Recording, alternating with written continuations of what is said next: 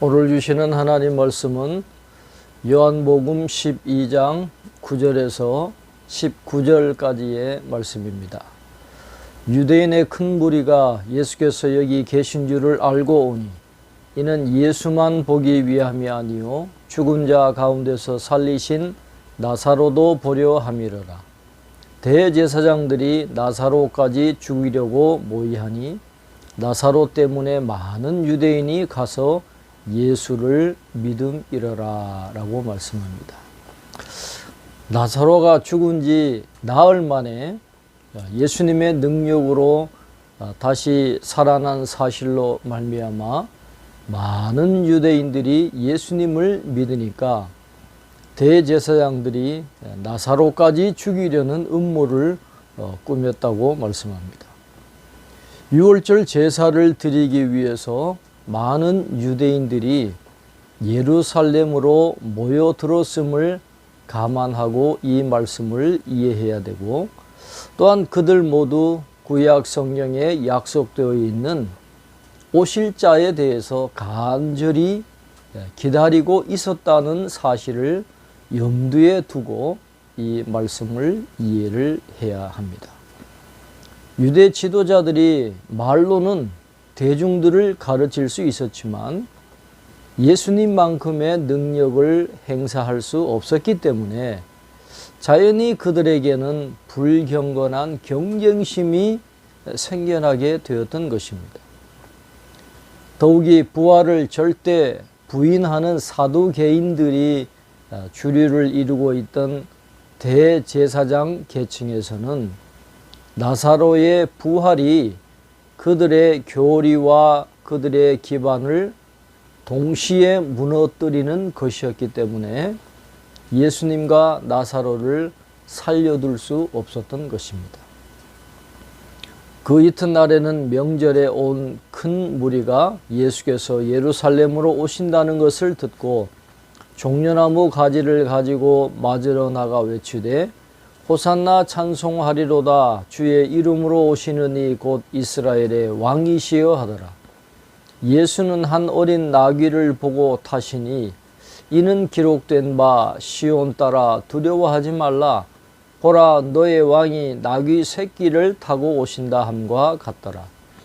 제자들은 처음에 이 일을 깨닫지 못하였다가 예수께서 영광을 얻으신 후에야 이것이 예수께 대하여 기록된 것임과 사람들이 예수께 이같이 한 것임이 생각났더라 라고 말씀합니다. 예수님의 예루살렘 입성은 어떤 의미를 지니고 있을까요? 첫째로 예수님의 예루살렘 입성은 비록 유대인들의 기대에 부응한 것은 아니지만 자신이 죽을 때가 왔다는 것을 공식적으로 나타내었다는 의미를 갖고 있습니다. 둘째로는 그리스도께서 나귀를 타고 입성하신 것은 정복자가 아닌 평화의 사자의 모습으로 당시 유대인들이 갖고 있던 메시아관을 배격하셨다는 의미가 있습니다. 유대인들은 예수님께서 입성하신다는 소식을 듣고 호산나 찬송하리로다 주의 이름으로 오시는 이 곧 이스라엘의 왕이시여 이렇게 외치면서 자신들을 로마의 압제로부터 구원해낼 이스라엘의 왕으로 영접을 했습니다. 이것은 시편 118편 26절에 여호와의 이름으로 오시는 자가 복이 있으며에서, 그리고 스마냐 3장 15절에서 이스라엘의 왕이라는 단어를 빌어온 찬양이었습니다. 전투적이며 군사적인 무력의 왕을 유대 군중들이 기대하고 있었음을 알 수 있습니다. 그러나 예수님은 그들의 꿈을 깨우쳐 주시기 위해서 당시 평민들이 여행할 때 이용하던 나귀를 타고 입성하신 것입니다.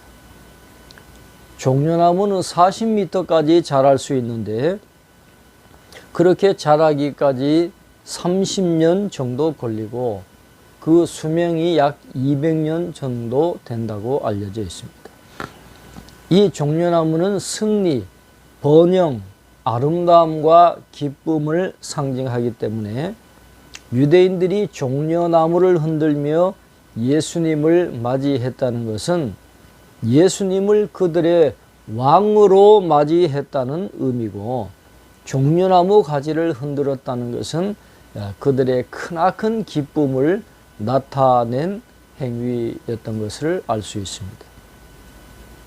세 번째로는 예수님께서 예루살렘에 입성하실 때 길가에 서 있던 많은 무리들로부터 대대적인 환영을 받은 것은 자신이 부활 후에 받을 영광이 어떠한 것인지를 암시해 준 것이었다고도 할 수 있습니다. 마지막으로 예수님의 예루살렘 입성은 스가랴 9장 9절 말씀의 성취를 이룬 사건이라는 의미를 지니고 있습니다. 스가랴는 장차 한 왕이 나귀를 타고 예루살렘에 입성할 것인즉 그가 인류를 구원할 자라고 예언하였기 때문에 이로써 다시 한번 예수님의 사역의 목적이 인간 구원에 있었다는 것이 증명이 되는 것입니다.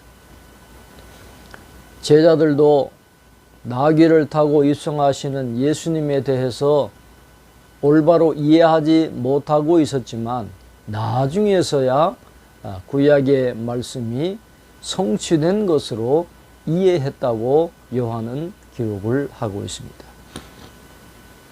나사로를 무덤에서 불러내어 죽은 자 가운데서 살리실 때에 함께 있던 무리가 증언한지라. 이에 무리가 예수를 맞으면 이 표적 행하심을 들었음이라. 바리새인들이 서로 말하되 볼지어다 너희 하는 일이 쓸데없다. 보라 온 세상이 그를 따르는도다 하니라 라고 했습니다. 나사로의 부활 사건은 유대인들에게 너무도 큰 충격이었기 때문에 그들은 예수님의 신기한 능력에 압도될 수밖에 없었고 자신들이 목격한 기적적인 사건을 이웃에게 전파하지 않을 수가 없었습니다. 유대지경 전체는 이러한 소문으로 술렁이게 되었고 예수님의 메시아성을 부인할 수가 없게 되었습니다. 이런 사실에 직면했던 바리새인들은 절망할 수밖에 없었고 온 세상이 그를 따른다라고 탄식할 수밖에 없었던 것입니다. 비록 그들의 그런 고백에는 모두가 다 예수에게 미쳤구나 하는 그런 비아냥이 담겨 있었지만은 그 말 속에는 진리가 숨어 있었던 것입니다. 예수님은 온 세상의 사람들을 당신의 품으로 부르실 것이고 끝내 온 세상이 예수님이 과연 만유의 주인이심을 인식하고 그분을 따르게 될 것이기 때문입니다. 우리 예수님은 이 모든 사람들의 반응에 응답하지 아니하시고 오직 자신이 걸어가야 할 길을 겸손하게 묵묵히 걸어가셨습니다. 예수님은 왕이시지만 구약의 예언을 따라 겸손한 자로 오셨습니다. 다스리는 자이시지만 낮은 자로, 낮은 자지만 다스리는 자로 오셔서 구약의 예언을 성취하심으로 우리의 구주와 주님이 되어 주셨습니다. 오늘도 우리의 삶을 통해서 그 주님이 증거되는 믿음의 삶을 살아가시기를 주님의 이름으로 축원합니다. 기도하겠습니다. 하나님 아버지, 오늘 예루살렘으로 입성하시는 예수님의 모습을 통해서 오늘 우리에게 귀한 교훈을 주심을 감사합니다. 왕으로 오신 주님이시지만은 군대를 동원하시지도 않았고 화려한 말을 타시지도 않았고 나귀 새끼를 타고 겸손한 모습으로 입성하심으로 구약에 예언된 하나님의 말씀을 온전히 성취하시고 우리를 구원하시기 위해서 십자가를 향하여 묵묵히 길을 걸어가신 것을 말씀을 통해서 깨닫게 하심을 감사합니다. 그 주님의 걸어가신 그 십자가의 길을 저희도 걸어갈 수 있도록 은혜를 베풀어 주시옵소서. 유대인들이 기대했던 정치적인 메시아가 아니라 우리를 구원하실 구세주로 오신 그 주님의 놀라운 은혜를 기억하게 하시고 주님이 걸어갔던 그 길, 겸손한 믿음의 길을 저희들도 온전히 따라갈 수 있도록 도우셔서 오늘 하루도 우리의 삶을 통해서 그 주님의 영광이 나타나는 복된 삶이 되게 해 주시옵소서. 감사하옵고 예수님의 이름으로 기도하옵나이다. 아멘.